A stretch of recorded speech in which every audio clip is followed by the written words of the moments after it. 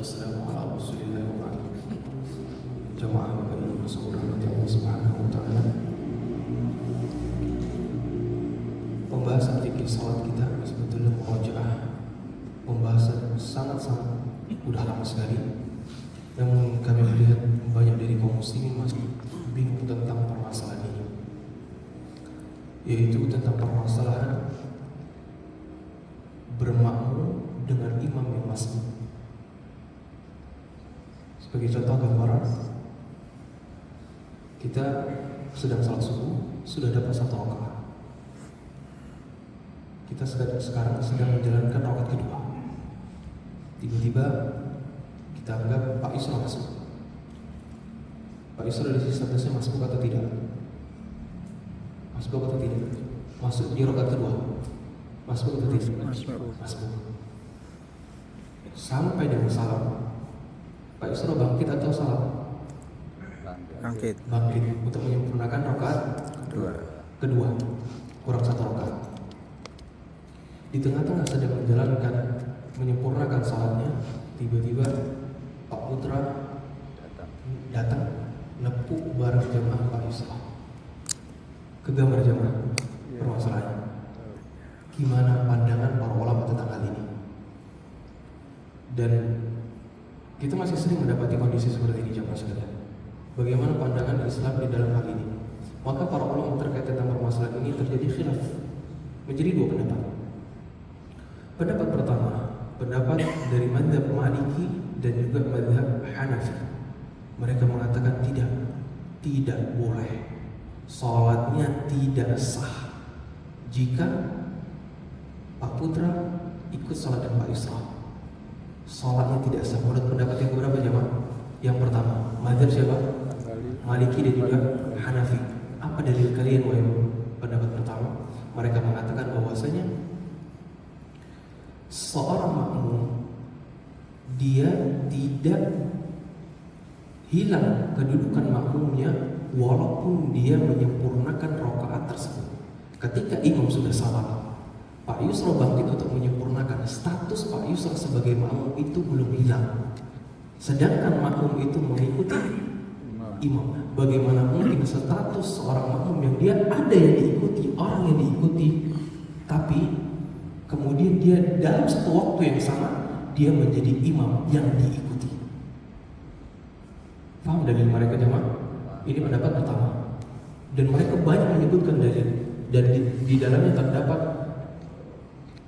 perdebatan sangat pelik di dalamnya. Intinya mereka di antara dalil terkuat mereka adalah ini. Sedangkan pendapat yang kedua, mereka mengatakan dari mazhab Syafi'i dan juga mazhab Hanbali. Mereka mengatakan boleh, salatnya sah. Kenapa? Wahai pendapat kedua, Syafi'i dan juga Hanbali, mereka mengatakan bahwasanya iya boleh. Kenapa? Karena status seorang makmum walaupun dia masbuk, ketika dia berdiri untuk menyempurnakan rakaatnya, yang statusnya sebelumnya menjadi makmum, dia sekarang berubah status menjadi orang salat sendirian. Ketika orang salat sendirian, dia memiliki kebebasan mau ditepuk ataupun tidak. Kenapa kok kalian bisa mengatakan demikian statusnya berubah? Iya, dengan dalil jika seandainya Pak Yusra tadi dia ada kelupaan di dalam rakaatnya, maka di akhir bisa kaitkan apa jemaah? Kalau ada yang lupa di akhir sujud sahwi, maka sujud sahwinya ini yang nanggung Pak Yusra sendiri, bukan saya, bukan imam. Karena statusnya sudah orang salat sendirian. Ketika ada orang salat sendirian, dia ada yang lupa, apakah jamaah yang ada di dalam masjid harus menanggung lupa tadi? Tidak. Makanya ini menurut pendapat kedua, mereka mengatakan status Pak Yusra di sini sudah berubah, yang sebelum menjadi umum menjadi orang salat sendirian. Oleh karena itu diperbolehkan untuk Pak Putra nampu ikut salat jamaah bersama dengan Pak Yusra. Lalu bagaimana jamaah sekalian antara pendapat pertama dan pendapat kedua? Semuanya memiliki dalil. Maka kami pribadi lebih condong pada pendapat pertama, tapi pendapat yang kedua. Tapi ulama-ulama yang mengatakan pendapat kedua, mereka memberikan syarat. Di antara syaratnya adalah hendaknya hal tersebut jangan dilakukan terus-menerus, jangan sering.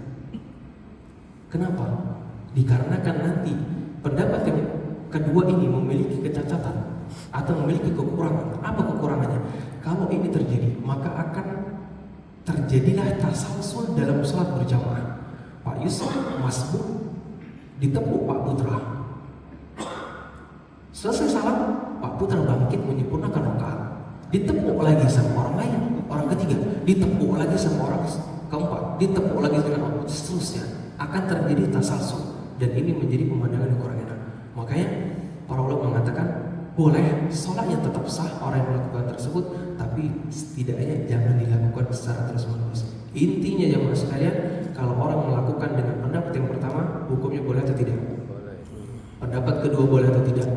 Silahkan dipilih. Demikian jemaah, barakallahu fikum. Assalamualaikum warahmatullahi wabarakatuh. Waalaikumsalam.